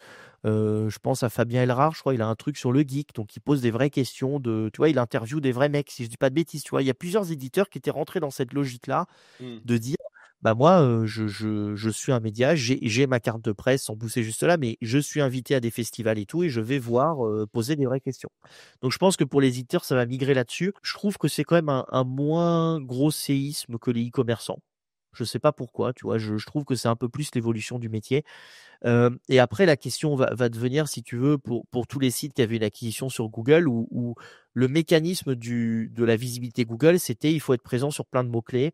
qui sont des recherches de ta cible. C'est-à-dire partout où ton prospect va taper un mot-clé, il faut être présent sur tous ces mots-clés-là. Donc on a créé des giga cocons sémantiques. Ça en est devenu tellement débile qu'on avait des contenus sur la couleur des yeux du PDG de telle marque parce que tu étais un e-commerçant qui vendait telle marque. En fait, tu n'avais pas de requête en face associée. Et moi, mon point, il arrivait là, c'est que si tu fais un cocon sémantique, très bien, mais tu te bases sur des requêtes qui viennent du moteur. Si tu inventes des requêtes, ça marche plus. Ça a aussi été une grosse erreur en 2022 des éditeurs de sites, ça a été de faire générer des titles et des idées de sujets par OpenAI, par ChatGPT. Si je dis pas de bêtises, la première V1 de ChatGPT, on l'avait depuis 2019 ou 2020. Non, 2019, je dis un peu des bêtises, c'est fin 2020, 2021. Et on faisait rédiger des bios, des contenus froids, c'était parfait, il avait la data. Dès qu'on était dans du chaud, dans des trucs de réflexion, c'était plus compliqué. Mais OpenAI, on voyait déjà comment il fonctionnait. Donc je pense qu'en réalité, il va peut-être falloir arrêter ce mécanisme d'avoir écrit, rédigé sur des contenus. À un moment donné, c'est des contenus qui n'apportaient pas de chiffre d'affaires. Le seul truc qu'ils avaient, c'est où on dit en marketing, il faut croiser 7 fois la marque. La seule valeur ajoutée, c'était la marque avait été croisée une fois. Ouais, c'est tout. Voilà. C'est-à-dire que je cherche les sentiers pour me balader autour du lac d'Annecy. Je suis un e-commerçant qui vend des chaussures de randonnée. La marque m'a trouvé une fois parce que j'ai créé une explication sur la randonnée. En réalité, est-ce que c'est vraiment à l'e-commerçant d'expliquer cette randonnée? Est-ce que c'est pas à l'office du tourisme, à la fédération de je sais pas quoi ou à je sais pas quel truc, tu vois? Donc, je pense qu'il va y avoir une remise en question des contenus qu'on crée et on va changer la typologie des contenus. On va se recentrer sur le blog de l'entreprise avec des contenus liés à la marque et liés aux produits de la marque, sans aller les cocons à la débilité ubuesque d'arriver sur des trucs complètement délirants. Donc je pense ça va changer là-dedans. Ça va être un type de changement parce qu'il va quand même falloir, nous qui faisions, et moi le premier du cocon sémantique à l'appel, se reposer, quel est le chiffre d'affaires potentiel d'une page, tu vois. Ouais, c'est ça. Et on voit aussi Google, c'est assez marrant quand tu écoutes les études. Donc nous, on a eu la chance, on organise plusieurs formations par an, dont une qui s'appelle les Masterclass SEO et une autre qui est le séminaire SEO. Donc on fait intervenir Sylvain Perronnet qui a toujours, lui qui est quand même un scientifique, hein, c'est un chercheur en IA de base, donc tu l'écoutes quoi quand il te dit quelque chose. Et il nous montrait des études qui ont été faites sur la volumétrie d'un index par rapport à la qualité de sortie. Et en fait, Google, avec 4 milliards de pages, sort une meilleure qualité qu'avec 100 milliards. C'est pour ça qu'il désindexe en volume et qu'il nettoie son index régulièrement, parce que tu peux avoir de meilleurs résultats avec moins de pages. Et en fait, je pense qu'on va rentrer là-dedans, c'est que tous les contenus ne seront pas forcément indexés par Google parce qu'il n'a pas besoin d'indexer tous les contenus, tout simplement. Donc je pense qu'il y aura une typologie de contenu différente. Il faudra recomprendre demain les typologies de contenus qui vont intéresser Google. Après, oui, tu as aussi tout l'aspect, justement, ce qu'on disait, informationnel, où finalement, l'informationnel, ça va être que de l'AI overview, mais il va bien falloir qu'ils sortent la data de quelque part quand même sur toutes les nouvelles requêtes, entre guillemets, qui vont sortir. Donc, complètement. Je sais pas comment il va se démerder là-dessus, dans le sens où non, mais ça aura les nouvelles très peu de requêtes, rentabilité. c'est juste qu'il faudra soit des nouvelles requêtes, donc tu es le premier à écrire sur le sujet, soit sur le sujet, tu dis des choses nouveaux. Mais le repépète SEO, faut pas se leurrer. Qu'est-ce qu'il faisait un rédacteur SEO? Quand tu lui commandais un contenu au prix où il les achetait, il prenait les 3 premiers résultats, il regardait dedans et il repépète avec une. Voilà, sauf qu'en fait, l'algo chez Google qui gère le duplicate content, c'est SEMrush. C'est celui le plus. Ils peuvent pas l'implémenter en totalité, sinon il y aurait très peu de contenu sur le web. Il est hyper sélectif. Il y avait un site sur le site de Stanford, d'ailleurs, tu pouvais mettre 2 contenus et savoir quel était le taux de duplication. Il te remonte le spin, il te remonte tout. Ça veut dire que si tu dis la même chose mais d'une autre manière, tu es un contenu dupliqué. Okay. Donc, il est inimplémentable le truc, mais ça montre quand même que c'est pas juste de la repépète et de la reformulation qui fait que tu dis autre chose. Un contenu nouveau, novateur et vraiment nouveau aux yeux de Google, ça serait je dis quelque chose de nouveau, je sors une étude, je donne un autre point de vue, j'explique différemment. C'est un peu l'histoire du gâteau au chocolat. Maintenant, le gâteau au chocolat, tu n'as aucune chance de te faire indexer et de rester dans le temps. Alors évidemment, on va me sortir un gros média qui écrit aux recettes de gâteau au chocolat, me dire regarde Elliot, ça a marché. Oui, sur certains types de sites parce qu'il n'y a pas de problème. Mais petit éditeur, t'écris recette du gâteau au chocolat, c'est mort. Demain, il faut faire recette du gâteau au chocolat façon grand-mère, façon Pays Basque, façon plein de choses. Et encore, je pense que là, ça a été poncé et rincé. Tu vois, c'est pour ça qu'il y a aussi une opportunité de sortie là-dessus, c'est la longue traîne. C'est de se dire comment est-ce que je vais chercher des requêtes encore plus précises que je traite bien. Mais je pense qu'il y aura aussi une modification de la part des marques, c'est de se dire on en revient à des vrais services éditoriaux, ce qu'on avait complètement perdu jusque-là. Et aujourd'hui, il faut se dire ok, comment le contenu que je vais écrire, il peut changer. C'est pour ça que des contenus où tu interviews les gens de ton équipe, tu fais intervenir des responsables produits, des chefs de produits, des choses comme ça, réellement en disant les gars, qu'est-ce que vous pouvez nous dire sur le produit? Quelles sont les études qui ont été faites? Faire intervenir les UX designers, plein de contenus comme ça, je pense que ça aura du sens. Mais encore une fois, c'est un peu Madame Irma, je me projette dans ce que je vois. Je peux me compléter complètement, mais je prédis pas du tout la mort des sites web. Et peut-être qu'on donnera l'info, parce que tu sais, on comprend mal comment fonctionne un LLM. Pour fonctionner un LLM, il a besoin d'un dataset. Pour un dataset, il a besoin de la data de qualité. La data est donnée par un moteur de recherche. Ça veut dire que si OpenAI, et je l'ai dit tout à l'heure, et ChatGPT, non pas Google, non pas Bing, personne ne donne la data. Donc on peut imaginer demain des moteurs de recherche qui apparaissent sur le marché, qui ne soient pas des moteurs de recherche grand public, mais qui soient simplement des crawlers du web, des classifieurs, parce que Google est un très bon crawler, un très bon classifieur, notamment avec l'algo du PageRank NS, et de se dire, bah, nous, on est là pour donner la data au LLM, et on est là pour classifier la valeur d'un contenu, et dire si ce contenu doit être dans votre dataset ou pas. Et peut-être que ce moteur-là sera inconnu du grand public. Toi, moi, on ne saura même pas son nom. Ça sera juste un moteur qui donne à bouffer à OpenAI, à Claude, à Anthropic, à je ne sais qui. Donc en fait, et on voit pour que OpenAI aille crawler Google au lieu de Bing, c'est que la qualité de la data doit faire un énorme gap dans la qualité de la réponse. Ouais. Tu vois, parce que pour se dire que même ton moteur interne, alors on sait que Bing est tout pourri, mais Google n'est pas non plus sur certaines requêtes extraordinaires. Donc pour te dire que même parce que tu appartiens à la même boîte, tu pourrais faire bosser les équipes du bureau d'à côté, tu les fais pas, tu vas chez le concurrent qui t'a refusé l'accord à ses API. Hein, Google a refusé, c'est Sylvain Perronnet qui en parlait aussi, Google a refusé les accords avec ChatGPT. OpenAI n'a pas pu accéder à l'API Google Search Console. Google l'a refusé aussi. Et donc, ils ont scrappé les SERPs de Google. Et c'est pour ça que des outils comme Yuda, on a dû complètement transformer la manière de faire du suivi de position et de proposer de l'outil. Parce que ça n'a plus de sens de faire du suivi de position sur les SERPs et Google ne veut plus que tu le scrapes, quoi. Donc, tu vois, il y a quand même pas mal d'acteurs, de choses qui vont se développer et tout par rapport à ça. Ouais, non, c'est clair. Je suis assez d'accord avec toi sur pas mal de points. J'avais plutôt une vision, tu vois, sur justement les éditeurs qui allaient être fortement impactés, bah, notamment, tu vois, genre des vendeurs de liens sur tout le trafic informationnel qui est généré aujourd'hui, ou dans le sens où Google a Overview, je pense que, grosso modo, toute la requête de vente de liens, il va prendre la place. KPI, oui, d'accord, mais est-ce que c'est le KPI visite qui sera intéressant d'être Non. regardé? Est-ce que c'est pas plutôt le KPI crawl? Est-ce que je regarde pas plutôt le nombre de hits dans Common Crawl, le nombre de hits par les LLM? Est-ce que c'est pas ça au final qui sera la vente de liens? Bah, si, je J'achète pense que pas, ça serait ça, ouais. tu vois, j'achète pas des liens sur la base de visiteurs, j'achète des liens sur la base, et DevLinks ont commencé à le faire, je crois Rocketlinks aussi, si je dis pas de bêtises, c'est de dire ce site est dans les IA Overview. Je sais pas trop comment ils font, je suis un peu sceptique sur la métrique, mais déjà il y a l'idée de la métrique, tu vois. C'est toujours facile de critiquer, de dire oui, mais c'est une mauvaise métrique. Pour le moment, on ne sait pas la calculer pour le moment, mais déjà quelqu'un a eu l'idée d'imposer cette métrique-là et de la proposer. C'est super intéressant. On verra si le marché la prend ou pas. Mais il y aura peut-être, est-ce que je suis crawlé par les LLM, à quelle hauteur? Et on peut peut-être imaginer un jour sur une plateforme que ça soit le nombre de hits. On classera les sites par nombre de hits. Il ira sur Linkuma, Linkavista, Rocket League. Je ne les cite pas tous, parce que je vais me faire engueuler si j'en oublie une. Et tu classeras par nombre de hits. Ok, ce site-là est beaucoup crawlé par les LLM. La marque m'achète un contenu pour que son contenu soit crawlé et absorbé. Ouais, puis genre ressortir le nombre de citations, tu vois, le nombre de fois que ton site est cité dans l'LMM. Je pense que ça peut être une bonne métrique où tu peux assez facilement comparer entre un site qui est peu cité et un site qui est beaucoup cité, quoi. Et c'est même pas le site de l'éditeur qui devrait être cité. C'est la marque qui achète le contenu sur le site de l'éditeur qui devrait être cité dans le LLM. Tu vois, le KPI est là encore. Et ça, c'est pas facile à faire. Tu vois, ça se fait. Donc en fait, on sait comment faire sur du Black Hat, mais maintenant, il faut l'implémenter avec de la légalité et déployer. C'est toujours un peu facile. Toi, on écoute les confs d'Alan et tout. Ce que Alan fait, tu peux pas le proposer demain à L'Oréal ou à Chanel, c'est mort. C'est clair. Donc là, les idées maintenant, c'est faut trouver des idées, il faut être créatif pour comment est-ce qu'on peut implémenter légalement tout ça et comment ils vont patcher. On s'aperçoit quand même qu'OpenAI n'en a strictement rien à foutre de patcher les failles qu'on leur remonte. C'est pire que Google.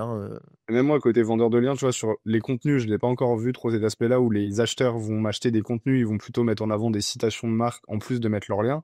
Mais je pense que ce sera l'avenir. Les gens vont, à la place de faire des contenus à la con sur comment choisir ta botte de sécurité, tu vois, ils vont faire un top des meilleures bottes de sécurité, la meilleure marque, des trucs comme ça. Et là, tu vas avoir de la citation, plus du lien, présentation de la marque. On va arriver sur des contenus un peu kit média, en fait, je pense. Ah mais moi je te rejoins à 100% et moi j'en parle depuis quelques années. Dans nos formations, c'est ce qu'on dit aussi. Si en tant qu'éditeur, genre, si en tant que marque, tu achètes un contenu qui est comment installer une machine à laver, t'as aucune chance d'être indexé. Ça va être hyper compliqué de Ouais, rester dans l'index. Et ton contenu, il est un peu pourri parce que tu repépètes du repépète. Alors, ouais, c'est ok, ça. tu vas chercher la longue traîne. Comment installer une machine à laver dans un appartement de 20 mètres carrés, de 25 mètres carrés, de 30 mètres carrés? Ok, mais ça reste un peu pourrave. Ça fait plusieurs fois que j'en parle, mais va plutôt taper. Je sais pas, pourquoi acheter sa machine à laver chez Darty? Mm. Pourquoi la machine à laver tel truc est vachement mieux chez Darty que chez l'autre? Interview de Robert, vendeur chez Darty Quimper. Mm. Tu vois, là, c'est un contenu qui a de la valeur. Et tu peux même imaginer demander à Robert, vendeur à Quimper, de te faire un WhatsApp, un vocal de 10 minutes, tu vois, de son expérience à lui, pourquoi est-ce qu'il est vendeur, qu'est-ce qui est bien, qu'est-ce qu'il fait dans son processus, comment il renseigne ses clients et tout. Mm. Et ce 10 minutes de vocal, tu le transfères en un article, avec l'IA bien évidemment, avec ton style éditorial à toi, avec ta plume à toi. Et je pense qu'on va revenir aux vrais auteurs. Tu vois, je pense Les qu'on va formats, remettre ouais. des vrais auteurs.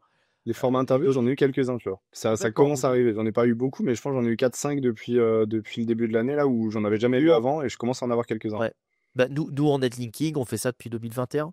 Et Ok, d'ailleurs, ouais. c'est des problèmes sur les plateformes et tout, parce que des fois, j'ai des problèmes à faire publier mes contenus. Ouais, parce Puisque que les tu sors de éditeurs, la ils trouvent norme. tout un tas de problèmes. Et oui, ils Ouais. trouvent tout un tas de problèmes. Ils préfèrent un contenu tout pourrave, Bah ouais. ChatGPT sorti en 1 minute. Ah oui, mais là, c'est un contenu type. Il me dit, ouais, mais ton contenu, il vise pas un mot-clé. Attends, t'es éditeur de site. Si t'attends après ton client pour faire du trafic et te trouver des mots-clés à Ouais. trafic, que ça soit du vrai trafic ou du trafic SEMrush, et que ça soit le client qui doit te donner le contenu, bah non, t'es éditeur de site, c'est à toi. Déjà, à chaque fois que tu vends un contenu, tu devras en publier 2. Déjà, si Mm. tu veux pas te faire éclater. Et les mecs le font pas. Donc en fait, je suis un peu salaud de dire ça, mais il y a quand même un niveau SEO qui est hyper bas et qui est nivelé par le bas par plein de points. Et en fait, il y a des choses qui devraient être bien faites et c'est juste la conséquence. Parce que les gens font mal, qu'il y a une conséquence de Google nettoie son index, que je me suis fait éclater, j'ai perdu des visiteurs, j'ai perdu des trucs. Alors, c'est pas le niveau des posts LinkedIn qui le remonte, c'est pas la haine et les engueulades qu'il y a sur Twitter non plus. Je vois quand même qu'il y a des groupes Discord où le niveau est assez énervé. Tu vois, les Nurshi, on en parlait hier avec Fred. Il y a toujours vente de liens qui vit toujours. Voilà. Et je vois quand même qu'il y a des gens qui sortent du lot et tout. Et il faut continuer dans ce sens à diffuser, à partager de la data. Mais ce que tu dis est pour moi l'avenir, clairement, c'est déjà des contenus éditoriaux Ouais. pour du netlinking qui fera plus que du lien linking, qui fera peut-être des citations, et on voit que ça marche très bien pour manipuler les IA ou réapparaître dans les IA. Mais encore une fois, peut-être ou peut-être pas que OpenAI va patcher au bout de, je sais pas, demain il patch. Bah ok, il faudra trouver autre chose. Mais je crois pas que les éditeurs de sites, alors les éditeurs de sites un peu bourrins, euh, qui vont pas toi qui continuent à faire du volume avec SEMrush, qui font du fake traf, qui manipulent le TF et tout, il va falloir se remettre un petit peu en question et faire différemment.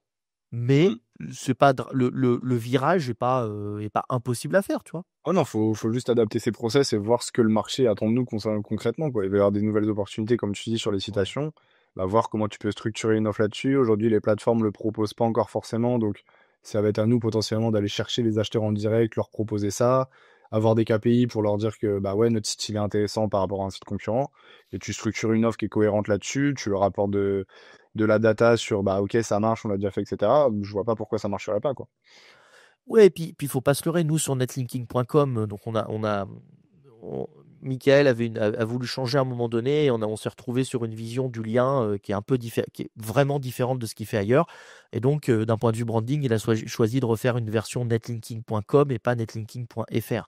Ok. Et donc, c'est toujours de la proximité sémantique, mais on ajoute des datas Search Console et on fait plein de choses. Et donc, dedans, on a intégré cette notion de visibilité LLM. Ça fait peut-être 1 mois qu'on propose à Presta, parce qu'on a fait quelques tests, plusieurs tests même, et on voit bien qu'on se rapproche des prestats d'e-réputation pour engraisser, Mm. Michael utilise ce terme de ensemencer les IA. Moi, je dis plutôt de l'allusion. Allusion is the new backlink. C'est un peu mon truc. Avant, c'était le trafic. Là, maintenant, c'est toujours le trafic. Mais il faut faire des allusions à ta marque de manière intelligente et relier les entités entre elles. Et c'est marrant qu'il y ait eu le live de Andel et Damien et Sylvain Doré sur Discover, sur ma chaîne également, parce qu'ils ont parlé des entités. Je m'y attendais pas du tout. Et en fait, c'est complètement ce truc d'entité que tu dois matcher 2 entités ensemble, quoi.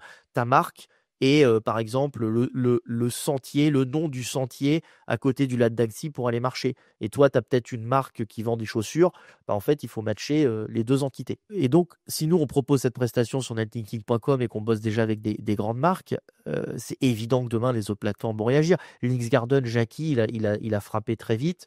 Avec Links Club ou Links Garden, je me perds un petit peu, mais ils ont une offre forum, ils ont une offre IA et tout. Et ils voient que ça prend. Je discutais avec Mélodie hier encore, ça marche bien, ça fonctionne. Donc ils le font, on le fait, et d'autres vont le faire. Tu vois, ça va se démocratiser. Mais les sites, aujourd'hui, le problème, c'est que ça marche si tu as ton propre réseau, puisque les éditeurs n'ont pas encore mixé. Et là, tu vois, je vendais plus du tout de coaching pour les éditeurs. Là, j'en ai repris la semaine dernière 3-4. Parce que justement, des éditeurs sont venus en me disant, et d'ailleurs, c'est intéressant ce que tu as parlé, est-ce qu'on peut refaire une heure de coaching ensemble, et on a rebossé sur le sujet parce qu'ils vont fonctionner complètement différemment. Et je leur dis, modifiez pas complètement le site, faites peut-être une autre section, un certain type de contenu, et allez pousser vers les plateformes pour voir comment les plateformes vont évoluer. Mais il faut que les plateformes aient aussi la demande client.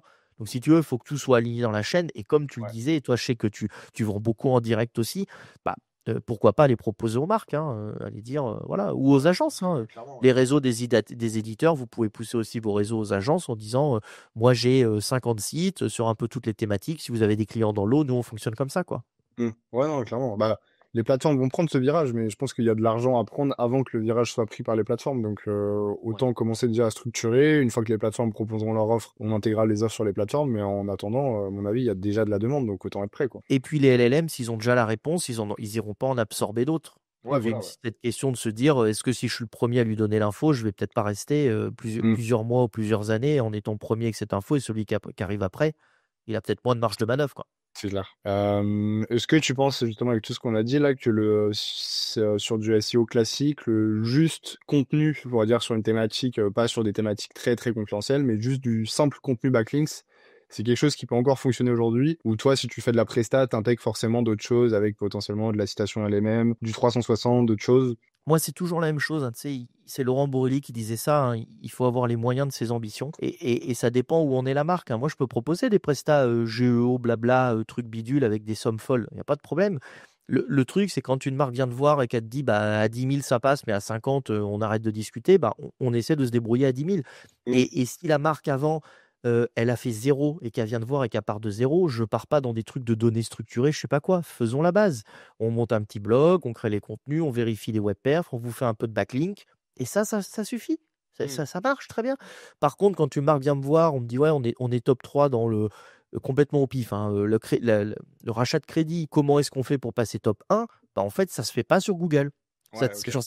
Ça se fait plus avec du backlink. Alors peut-être qu'il y a un déficit en backlink sur certains mots-clés et tout. Il faut auditer d'un point de vue consciencieux. Il faut regarder la cannibalisation, tout ça. La cannib est le mal d'aujourd'hui. Je ne dis pas que c'est le seul problème SEO, mais avec l'IA, tout le monde a balancé des contenus dans tous les sens avec des titles générés par l'IA. Ça a fait de la cannibalisation par le title, mais aussi de la cannibalisation par l'encre de lien en interne. Ah Si oui, la ok. même encre de lien en interne vise plusieurs pages, Google est perdu. Et ça, je le vois, mais alors, il faut faire attention parce que demain, tu vas lire sur LinkedIn tous les posts que 99,9% des problèmes SEO viennent de la cannib par les encres. Tu vois. Donc, non, souvent, je le vois beaucoup, mais c'est pas en relation cause à effet. Votre problème ne vient peut-être probablement pas de ça.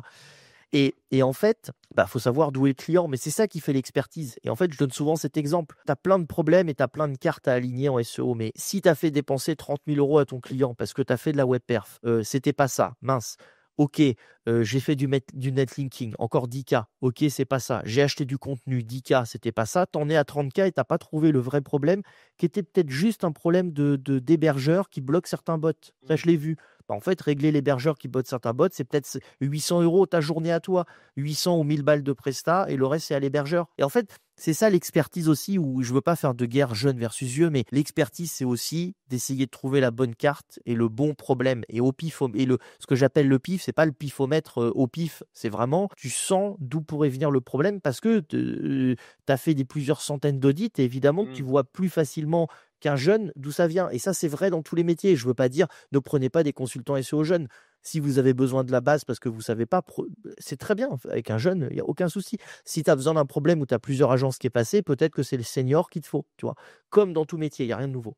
Et C'est ça. moi, je pense pas du tout que le SEO à l'ancienne est mort. Ok, il y a Google avec ses IA Overview, mais il reste Bing, Brave et d'autres moteurs. D'accord, il y a des gens sur Ecosia et tout. Donc, c'est pas du tout mort de se positionner sur ces moteurs-là, puisque tout le monde ne va pas se projeter sur les IA avec du vocal, avec tout ça. C'est faux. Il va rester, voilà. L'IA Overview, c'est que 50%. Donc, déjà, on les a pas en France. Tu vois, là, on est Ouais, pour vraiment en l'instant. train de se mettre dans la peau. Moi, j'ai discuté avec Emmanuel du GPAN ou du, je sais plus le nom de l'association des leaders de la presse, là, des gros éditeurs de presse. GFAM, je suis pas bon avec les noms. Et donc, ils sont tous regroupés. Ils parlent du droit voisin, mais il explique que même le droit voisin, c'est peut-être pas le bon véhicule juridique contre Google pour toucher des droits d'auteur, pour que la presse soit citée et crawlée par Google. Bah oui, tu crawles de la presse, tu vas pas réutiliser le contenu gratos, tu donnes la pièce. Et je dis bien la pièce parce que c'est pas des sommes folles. Donc, si tu veux, c'est pas dit que SGE, IA Overview arrive en France. Je vois mal pourquoi ils le déploieraient partout et les Gaulois seraient. Toi, Ouais. j'ai du mal à croire que ça serait pas déployé. Donc, je pense que ça va être déployé. Je peux me tromper. Si je me trompe, bah écoute, pas de problème. Mais ça va certainement arriver. Mais encore aujourd'hui, c'est pas arrivé. Donc, c'est encore aujourd'hui les liens bleus. Et on a vu dans les Google Leaks, et vous avez les formations des frères Perronnet et les nôtres, le séminaire, les masterclass SEO. Et si vous venez au SEO Summit, vous allez en entendre parler. Des Google Leaks qui datent de 2023, où en fait on dit bien que le top 5-6 de Google a l'air d'échapper aux critères SEO classiques, le backlink, le contenu. Si tu es là, c'est parce que tu as de la popularité, que tu as un bon contenu. Maintenant, il faut des signaux utilisateurs et des visiteurs. Voilà. Et en plus des visiteurs, il faut que les visiteurs passent un bon moment, ils scrollent, qu'il y ait un bon dwell time, qu'ils passent qui cliquent sur la page. Donc c'est là que, et toi, j'en revenais à l'exemple de Paul Vengeon où il est revenu sur la SERP sur Agence SEO parce qu'il a mis un espèce de quiz. Effectivement, ça fait cliquer les gens. Après, il faut faire attention aussi à l'effet leurre. Est-ce que c'est pas les visiteurs de LinkedIn et de Twitter, certainement que si, qui cliquent sur son lien pour aller voir, qui pour s'amuser font le quiz pour voir ce que Paul a développé. Et voilà, mais est-ce que en fait un acheteur final d'agence SEO a vraiment besoin d'un quiz? J'ai pas la réponse, j'en sais rien. S'il reste dans la SERP, ça voudra dire que oui. S'il redescend, ça voudra dire que pour être là, il faut que mécaniquement, il envoie des visiteurs. Mais ça veut dire que son UX est bon, son contenu est bon, son quiz plaît, des gens cliquent dessus, tu vois. Donc en fait, c'est le cas de rachat de crédit. Un rachat de crédit, c'est le premier, il a une calculette brute en net, la requête brute en net. Tu as son salaire brut, tu veux savoir combien ça fait en net, c'est un pauvre site avec une UX pourrie. Mais tu as besoin de quoi? Tu as besoin de 4 champs et de cliquer quel est mon brut, quel est mon net. Il n'y a pas besoin de théoriser l'intention de recherche 500 ans hein, ou d'être astrophysicien pour le truc. Hein. C'est l'internaute, il a une question, il l'a formulée sous forme de plusieurs mots-clés qui est une requête. Comment j'y réponds vraiment le plus rapidement possible et de manière la plus complète à sa demande. Bah, Ok. tout bêtement, j'y réponds parce que j'ai un calculateur. Tu vois, nous, sur des sites de recettes, on a vu que les recettes végan, par exemple, on mettait un convertisseur en haut de recettes classiques en produits végans ou allergènes avec les allergies. Et donc, les gens, ils cliquent, ils choisissent leur allergie ou ils écrivent des choses. Et du coup, on reformule la recette différemment. Bah, ça me plaît beaucoup, on envoie un super bon signal, ça. Ça, je ne l'ai pas trouvé par magie. J'ai demandé à ChatGPT et à Claude, dis-moi ce que je pourrais utiliser dans quel cas, voici ce que c'est que le dwell time, machin. Je lui ai bien tout expliqué, il me sort des idées. Donc, on en a fait un outil interne qui est automatisé par N8N où il fait une repasse sur plein de sites et il nous redit tout ça, quoi. Il nous dit qu'est-ce qu'on pourrait amener. Après, on choisit si on le fait ou pas. Donc, le SEO est pas du tout mort. On est loin d'être mort. Les backlinks qui vont aussi servir à faire des allusions et des citations. Donc, les éditeurs de sites, c'est pas du tout mort. Pour arriver en top 5 ou au top 6, de toute façon, il vous faut des backlinks. C'est pas mort du tout. Et il vous faut du contenu. Et si tu regardes le fonctionnement d'un moteur de recherche, ça, c'est les confs de Michael Priol, mais on les montre aussi dans nos formations. L'IS, le Google a un mode de fonctionnement inversé. C'est-à-dire que sur une requête, il a déterminé un corpus. Donc déjà, il reformule la requête et il a déterminé un corpus. Si tu tapes Tour Eiffel, Google a déterminé que le meilleur des contenus qui répond, il faut qu'il ait Gustave Eiffel, qu'il ait Simone de Beauvoir et qu'il ait, par exemple, le poids ou la ville des Lumières. Parce que la Tour Eiffel est à Paris, qui est la ville de Lumière, avec Gustave Eiffel qui a créé la Tour Eiffel et Simone de Beauvoir qui est la femme de Gustave Eiffel. Voilà. Et en fait, si ton contenu il est bon, tu vas remonter en premier. S'il n'est pas bon, tu ne vas pas remonter. Donc la porte d'entrée, c'est le contenu. Beaucoup de gens disent oui, mais les outils sémantiques, c'est de la daube. Quand tu es expert dans ta thématique, bien sûr que tu n'en as pas besoin de ces outils parce que tu sais les mots qui sont utilisés, tu le sens, le corpus. Mais quand tu es rédacteur ou que tu es comme nous, que tu rédiges sur plein de sujets, moi, le corpus du jardinage et des planter des tomates, mais j'en ai aucune idée. Planter des tomates avec la lune, quel est le corpus? Je ne sais pas. Je demande à un outil comme Urtex Guru, ça me sort mon corpus et je suis très content. Et je peux rédiger vite. Tu vois? Et c'est ça les contenus quand on vous les sort en 1 minute par ChatGPT. Alors c'est un peu moins vrai maintenant que ChatGPT peut aller crawler la SERP, mais les contenus qui sont sortis avec ChatGPT n'ont pas forcément ce corpus-là, parce que le corpus est pas toujours présent dans les top 5 du premier. Les premiers, ils sont premiers pas que par leur contenu, ils sont premiers par leur backlink et leur popularité aussi. Ouais, Donc c'est clair. peut-être qu'il y a des mots du corpus que tu pourrais ajouter que le top 5 n'a pas, et si tu les ajoutes, tu vas arriver dans ce top 5 sans l'effet backlink. Ah non, c'est clair. Je suis assez d'accord avec toi sur pas mal de trucs. Toi qui as fait des tests justement un peu sur les LLM, là, pour être cité dans les LLM, c'est quoi pour toi les principaux critères justement pour ressortir aujourd'hui pour être cité tout simplement ta marque ou ton produit dans les Ouais. LLM? Alors le premier critère, c'est d'être présent sur les bases de données qui sont utilisées alors il y a une partie sur les LM, il y a une partie fixe, une partie variable. Là, on parle de la partie variable puisqu'on n'a pas accès au dataset qui a été utilisé de base. D'ailleurs, un truc assez marrant, OpenAI a appelé ces datasets dataset 1, 2 et 3 pour pas qu'on sache ce qu'il y a dedans. Et quand on lui demande ou quand plusieurs États ou associations ont été demandés à prouvez-nous qu'il n'y a pas des choses sous droit d'auteur et sous licence, il disait bah non, c'est confidentiel, je ne peux pas ouvrir mon dataset. Donc Ok. il y a des choses sous licence et tout. Bref, sur la partie variable, on sait que alors les pourcentages sont pas vrais pour tous les LLM, ils fonctionnent un peu différemment. Mais on voit déjà bien que Wikipédia, Wikidata, Common Crawl sont des bases de données un peu communes. Donc première étape, vérifiez votre fiche Wikipédia, essayez de la mettre à jour, mettez-vous sur les entités proches, remplissez Wikidata, Reddit, LinkedIn. On voit que c'est des bases de données parce qu'elles sont un peu modérées. Donc on voit qu'il faut quand même se mettre dessus, surtout si ça remonte dans la SERP sur vos requêtes. Soit répondez à des threads sur Reddit, soit lancez des sujets, mais plutôt si l'URL est positionnée, allez de manière intelligente. Et là, j'en reviens aux techniques de Ninja Linking. Quand je dis souvent le GEO n'a rien inventé, oui, en Ninja Linking, on faisait déjà ça. On posait la première question en haut, est-ce que quelqu'un connaît tel site? Les gens venaient dire non, et un autre utilisateur à un moment donné disait oui, moi je connais, mais oui, mais c'était ton deuxième compte. Et tu venais dire oui, moi je connais tel site, ou alors tu posais j'ai un problème avec tel site, je ne trouve pas leur numéro de téléphone. Et quelqu'un venait poster l'URL de la page contact, parce que sur la page contact, il y a mis le téléphone. Donc, tu as des manières de faire, ça c'est la première étape. La deuxième, c'est de compléter ton blog d'entreprise. C'est hyper important, avec des contenus qui sont pas forcément des contenus pour le search, pour Google, avec des contenus qui sont des contenus interview de tes équipes. Pourquoi ta marque est meilleure? Classement, si tu peux, juridiquement. Et des trucs qui vont ressortir dans des tableaux, de donner les valeurs le maximum de données qui va permettre de faire une comparaison, ou qui permettrait à un LLM s'il fait le top 5 des meilleurs outils, des meilleurs trucs, c'est comment toi tu peux ressortir là-dedans. Ok. Donc des contenus assez complets, de parler de ta marque, de parler de tes équipes, de faire des interviews, d'expliquer pourquoi tu es meilleur, de répondre à toutes les requêtes qui sont ta marque versus une autre, ou alternative à ta marque, ou avis, code promo, tu vois, toutes les requêtes un peu où tu mets ta marque, tu fais Ouais. espace dans le champ Google, et tu regardes un peu tout ce qui sort. Et si ta marque, elle en a pas, tu tapes une grande marque, tu tapes La Redoute, Amazon, Lumix, j'en sais rien, Panasonic, espace, et tu vois ce qui sort. Et si ces marques les ont, probablement que si ta marque était connue, tu les aurais aussi. Donc du coup, tu peux répondre à ces requêtes-là. Et même là, tu vois, je te parle de ça, mais en fait, on se bat déjà depuis des années pour que les e-commerçants ils créent des pages avis, code promo sur leur site, numéro de téléphone et SAV, parce que les requêtes te sont volées par des Trustpilot et des gratteurs de SERP, parce que le e-commerçant c'est pas protégé en ayant une URL, un title, un contenu sur le sujet. Donc je remplirai mon blog d'entreprise de manière assez complète. Et après, j'irai chercher des sites pour me faire des citations. Ouais, voilà. Et quand on regarde un peu les sources, en fait, ce qui est nommé un peu, pas dans les leaks, mais ce qui est nommé un peu dans les docs et donc qui ressort, c'est des sites des éditeurs. Mais le site d'éditeur, c'est des vendeurs de liens, pour parler crûment. Donc, c'est d'aller acheter des contenus, mais de faire des contenus éditoriaux de manière intelligente. Pourquoi ma marque est meilleure? Alternative à ma marque, avis sur ma marque versus une autre. Top 5 des meilleurs trucs, top 10 des meilleurs trucs, top 3 des meilleurs trucs, et des interviews, et de balancer plein de choses que tu voudrais que l'IA ait pour faire son classement.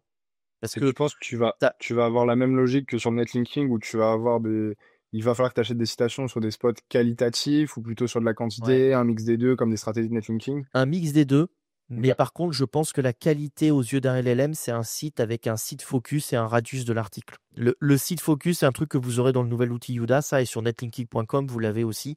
Le site focus, c'est de se dire, est-ce que mon site est ultra thématisé ou est-ce qu'il est généraliste? Ok. On voit bien déjà que la tendance sur la vente de liens, c'était sur du thématique. Mais c'est de rester sur encore plus. Et je trouve que le nom, je m'avance peut-être un peu beaucoup, mais je trouve que le nom du site a l'air de dire à OLLM de quoi il parle. Si je Ok. m'appelle monbeauvélo.fr, ça a l'air d'être un site compétent en vélo qui va bien parler du sujet vélo. Je vais récupérer ces contenus sur mon dataset vélo électrique ou vélo bicyclette, j'en sais rien, ou VTT, tu vois. Je vois beaucoup à ça. Et sur des sites, en fait, tu places ton article, la thématique par rapport à une proximité sémantique, du vectoriel par rapport à tous les autres articles. Est-ce que ton article est complètement à la rue ou est-ce que tu es quasiment en plein milieu de la cible et tout parle du vélo, tu vois, ou est-ce que tu as été parlé de visiter la Birmanie en vélo? Bah, tu t'es éloigné un petit peu et après, un truc du style comment réparer son vélo, tu es là, mais si tu traites un truc sur comment planter les tomates, tu es à la sortie, tu vois. Et, et en fait, c'est un peu l'erreur aussi qu'ont fait les vendeurs de liens, c'est d'aller foutre du casino et de la thématique un peu border ou d'accepter de vendre plein d'articles parce qu'il faut rentrer des sous et du coup, ton site, il perd un peu cette logique de site focus. C'est une analyse personnelle, je peux me tromper.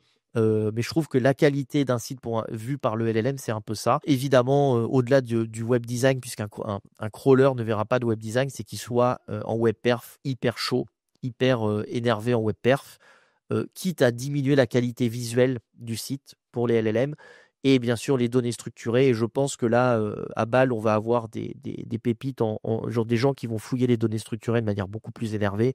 Ok. Il y a des choses sur les produits, sur les événements, sur des contenus. On voyait déjà que dans Discover, si tu avais la donnée structurée article news, tu ressortais un peu plus facilement. Tu vois. Donc je pense qu'on va creuser les auteurs. Est-ce que les auteurs ont des réseaux sociaux? Est-ce qu'ils vivent sur les réseaux sociaux? Est-ce qu'ils partagent? Est-ce qu'ils sont présents, ces auteurs, dans Wikipédia, dans Wikidata? Est-ce qu'ils ont une entité? Est-ce que je cite d'autres entités? Par exemple, j'écris un article sur planter des tomates, je cite un auteur. Est-ce que j'ai rentré l'entité auteur dans mon site? Parce que Google va, au niveau du knowledge graph, il va faire le match entre les deux entités. Et je pense que les LLM vont beaucoup bosser là-dessus. Et puis on comprend bien quand on fait un peu de dev, hein, tu fais un clic droit, afficher la source d'un contenu, tu t'aperçois bien que lire du HTML, c'est compliqué. Il faut retrouver le H1, le title, la métadescription, la balise OG, le truc. Alors oui, c'est un peu formaté, mais regarde un flux données structurées sur schema.org, regarde un code HTML et tu vois bien qu'il y a un flux qui est beaucoup plus clean qu'un autre, tu vois. Donc, je pense qu'il faut faire ces trois trucs-là, Reddit, Wikipédia, Wikidata, LinkedIn, son blog d'entreprise et après être cité. Et quand je dis cité par des blogs d'éditeurs, dedans, on inclut bien évidemment des médias de votre thématique, hein. Ouais. Et médias, c'est pas Le Figaro, Le Parisien. Ça peut être Le Petit Digital, Digitis si on est dans les médias, Abondance si on est dans les SEO. Voilà, c'est des médias, des sites qui ont un peu plus de pouvoir de parole sur le sujet. Mais des généralistes vendeurs de liens, j'y crois un peu moins vraiment pour des LM, voire j'y crois pas du tout. Et des sites qui n'ont peut-être pas du TF, CF, machin. Aujourd'hui, les LLM, ils vous trouvent en crawlant, hein. C'est d'ailleurs, il y a les boutons à la fin où tu peux dire à ChatGPT, bah, s'il te plaît, résume-moi le site. Si tu lui donnes une URL et que tu lui dis résumer, il va crawler. Ouais. S'il va crawler, c'est qu'il doit aller stocker la donnée quelque part et l'analyser. Et après, il y a un système de chunk, c'est-à-dire que même si vous êtes dans le dataset, quand il vient chercher la partie texte pour vous répondre, il vient taper dans des bouts du contenu. C'est pour ça que votre contenu, il peut être un peu diversifié quand même. Il n'y a plus cette notion de sémantique à 100%. Parce que le contenu, si une portion intéresse la question, déjà quand vous posez la question LLM, vous avez 4-5 sous-questions qui sont générées. Et si vous répondez bien à l'une de ces sous-questions, bah, vous matchez. Mais c'est une partie de votre contenu qui doit répondre à une partie de la sous-question. Donc, c'est un peu différent de la manière de crawler, d'indexer Google avec son PageRank NS, où là, il fallait que l'ensemble du corpus soit présent dans toute la page. Et évidemment, il y a une manière de faire tes contenus en tant qu'éditeur de site là-dessus, mais je pense que tout ça va se mettre en place petit à petit, tranquillement. Mais si déjà tu as cette approche avec ces 3 canaux, tu vas être cité, tu vas remonter dans les marques. Oui, c'est ça. Surtout qu'aujourd'hui, c'est quelque chose qui est pas encore trop fait. Enfin, comme tu dis, le nombre de places sur les LMM, il va être limité. T'as pas une SERP comme avant où tu vas avoir 5-6 places, principalement 2-3 citations, voire une seule, je pense, dans la plupart des cas. Mais aujourd'hui, il y a un peu de personnes qui le font. Donc, et après, effectivement, tu vas avoir l'aspect de quand tu le fais. Si tu prends la paternité dès le début, est-ce que tu vas la garder longtemps? Est-ce qu'après, tu peux potentiellement être délogé en tant que marque citée? Il y a plein d'aspects qui vont être intéressants là-dessus à vérifier.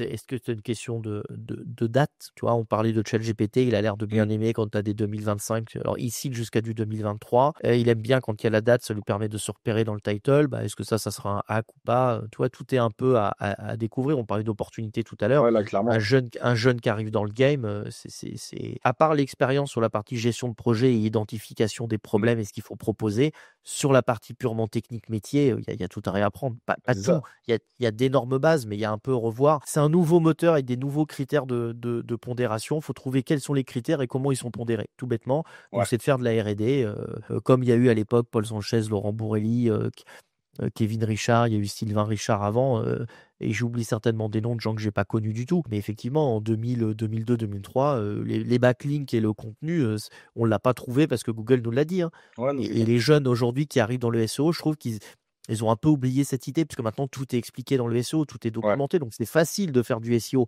Mais tu peux pas dire juste c'est facile, il faut dire c'est facile parce que des gens à un moment donné ont fait beaucoup de travail et beaucoup de R&D. Mais ça va être super intéressant, dans le sens où ça va être un nouveau jeu où, comme tu dis, il y a tout à découvrir, il y a des tests à faire, tu vas découvrir que des choses. Là, parce qu'on se base sur l'algo de Google, sur son fonctionnement, en disant que le LMM va être assez similaire, mais il y a sûrement des points de différenciation qu'on va découvrir au fur et à mesure. Ouais. Des critères qu'on pensait pas du tout, qui finalement vont être super importants et qui vont peut-être ouvrir d'autres marchés, d'autres choses. Donc, ouais, super intéressant. Et bah, écoute, merci beaucoup, Elliot, pour cette vidéo. Je pense que tu nous as donné pas mal d'informations super cool sur plein de points intéressants. Donc, c'était l'objectif et je te remercie. Est-ce qu'on peut te retrouver potentiellement LinkedIn, Twitter, tout ça? Ouais, bah, déjà avec plaisir, ça me fait toujours plaisir d'échanger, de contribuer à faire avancer les choses. Bah, vous nous retrouvez déjà au SEO Summit le 14 octobre au Parc des Princes, hein. Les places sont en vente sur le site. Plus vous les prenez tôt, moins vous payez cher. Les conférences réseautées, bref, vous aurez tous les arguments sur le site. Vous me retrouvez sur LinkedIn, sur Twitter principalement, sur YouTube également. J'ai une chaîne avec pas mal de vidéos. Il y a pas mal de podcasts aussi que j'anime tous les jeudis à 15h. Vous avez ma newsletter, l'écosystème SEO. Je vous Super. donnerai tous les liens, Flo, à Ouais. pouvoir indiquer. Et voilà, et si vous avez la moindre question, n'hésitez pas à me contacter sur LinkedIn. On a une équipe, on est plusieurs à bosser aussi, donc on prend des clients sur un mode agence. On est plusieurs à bosser, plusieurs consultants que j'accompagne, donc on peut répondre à vos questions si vous en avez. Je fais aussi du coaching pour les éditeurs de sites. S'il y a besoin, vous n'hésitez pas. Puis voilà, le plus gros, c'est de venir aux événements et de passer la barrière du côté virtuel, physique, tu vois, de rentrer dans le physique et de passer la barrière virtuelle avec Discord, Twitter et tout, c'est très très bien. Les visios, les Google Meet, les machins, c'est super. Les Zooms, les podcasts et tout, c'est génial. Mais voilà, ça fait passer une étape. Tu rencontres des gens, tu peux vraiment, et tu fais confiance souvent. Tu rentres vraiment dans la confiance avec quelqu'un que tu as vu en physique, quoi. Ouais, non, ça fait toute la différence. Ça fait, ouais, genre, j'avais fait mon premier event, moi, je crois que c'était le premier Black and White SEO. Et c'est vrai que tu sens la différence de rencontrer les gens en vrai, t'as de l'ouverture, t'as plein d'infos que potentiellement t'as pas sur YouTube, etc., que tu peux arriver à avoir justement plus en privé, dans des conversations plus privées. Ouais. Et puis, c'est juste cool de rencontrer du monde qui parle le même langage que toi, quoi. Complètement, et qui ont les mêmes objectifs, qui veulent aller au même endroit, qui ont les mêmes problèmes à l'instant T, qu'ils veulent résoudre. Il y a les IA, il y a les LLM, il y a un peu de tout. Les gens sont un peu perdus. Ils veulent savoir où aller et quoi faire, quoi proposer aux clients et tout. Et ben ils se rejoignent où il y a tous ceux qui ont la même question sont là. Et en face d'eux, il y a des conférenciers qui ont potentiellement des réponses. Et s'ils n'ont pas des réponses, ils ont des pistes de réflexion. C'est ça. Donc, voilà. Bah, merci pour l'invite, en tout cas, ça me fait vraiment plaisir. Pas de soucis, merci à toi, c'était très cool. Et puis, on se dit à la prochaine. Ciao, ciao, à la prochaine. Salut!